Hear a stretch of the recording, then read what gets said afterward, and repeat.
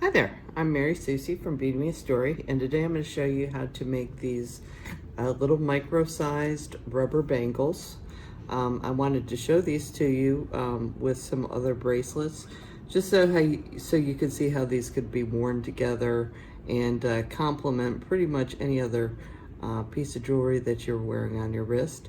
A lot of people have problems wearing bangles because, of course, their hands are a lot larger than their wrist is. So I just want to show you that these are going to be stretchy. Okay, see that will stretch so that you can roll this over your hand and they'll fit easily while still staying slightly stiff once you get it up onto your wrist. But I am still making kits in these. I've got, we'll have at least these 5 colors.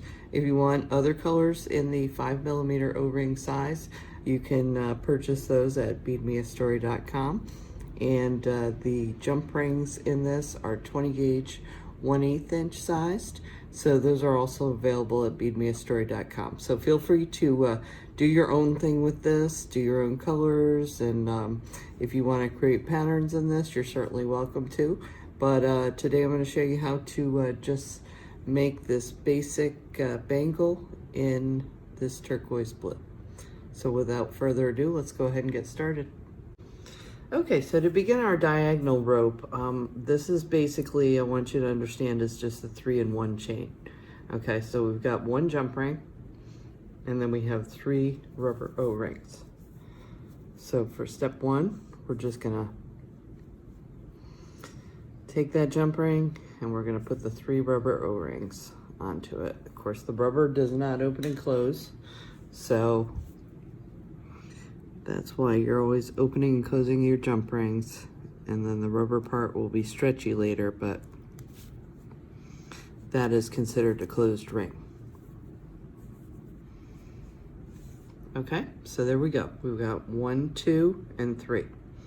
So for our next jump ring, what we're gonna do is we're going to pick up the start of our chain, and I'm gonna pass down through this single one, and I'm going to come back up out of the top one of the row that has 2 rubber O-rings.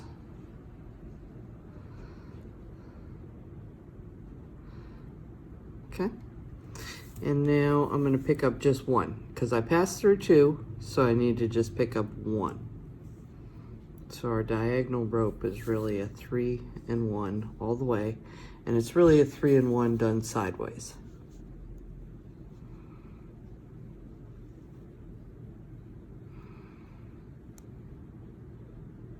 Okay, so now we have 2 rows of rubber O-rings, 1 row of jump rings. I'm going to start a new row. So in order to start that new row, of course, I'm going through 1, 2. Okay, so I'm passing through both rubber O-rings of the previous row, and I'm going to pick up 1. Okay, and then I'm going to close that jump ring.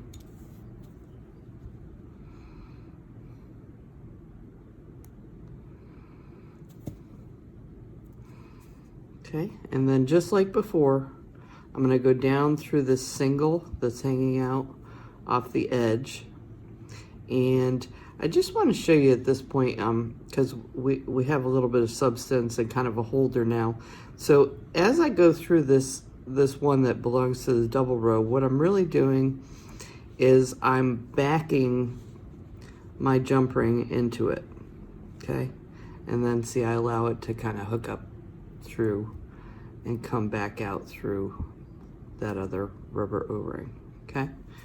I'll show you that again in a minute. Pick up 1.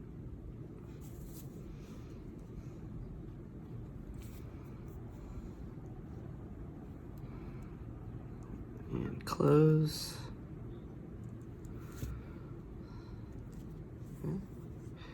Now we're back to starting a new row again. So I'm going to pass through the previous row, both rubber O-rings. I'm going to pick up 1 and close the jump ring.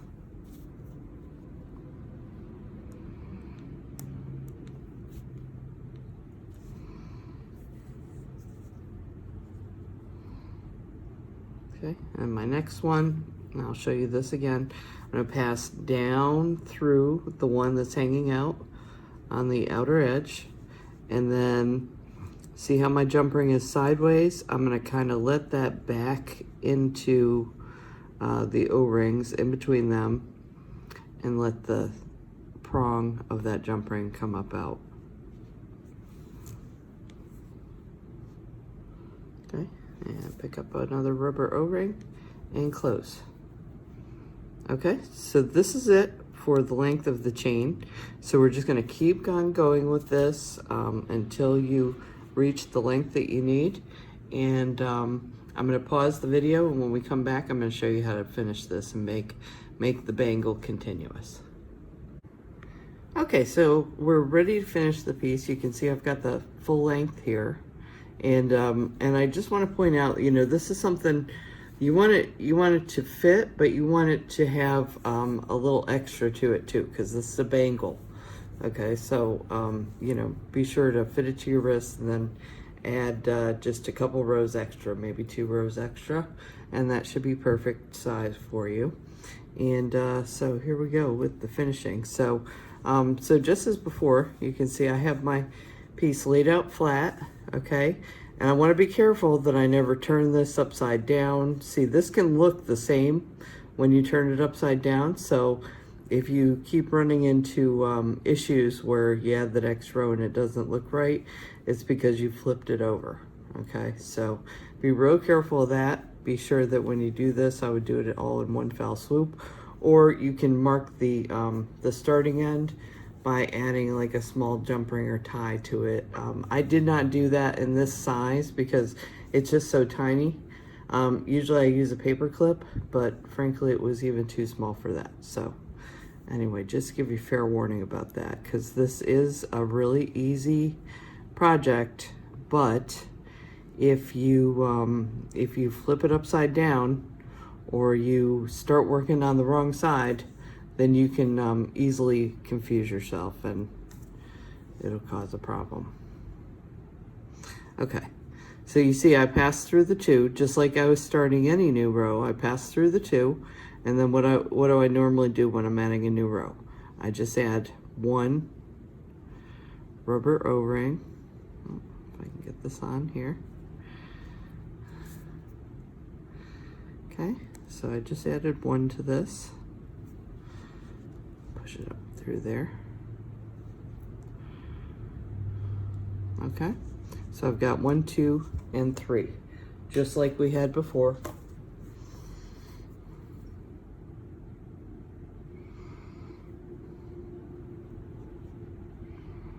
Okay, we're gonna close that jump ring. Okay, and I'm gonna hold this out so it's flat.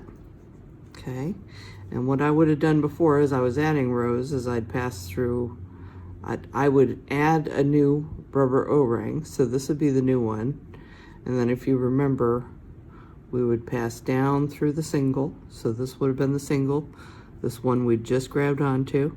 Okay, and then I would come up and I would back into the O-rings in between them and let it come back up.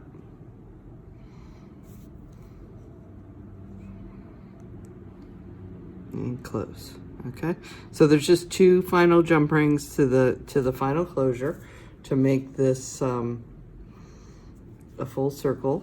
Okay, you can see now you don't know when I added any of the given rows, where the start was, where the beginning was, and I have a perfect little bangle here. So these will go great with your you know, wearing with other pieces of jewelry. These are great for people who have large hands, because of course this is going to stretch. It doesn't stretch a ton, but it stretches enough where you can roll it over your hand. Okay, so I hope you enjoyed this project. Be sure to like and follow me on YouTube, and all of the supplies as well as some kits for this project are available at beadmeastory.com. Thanks so much.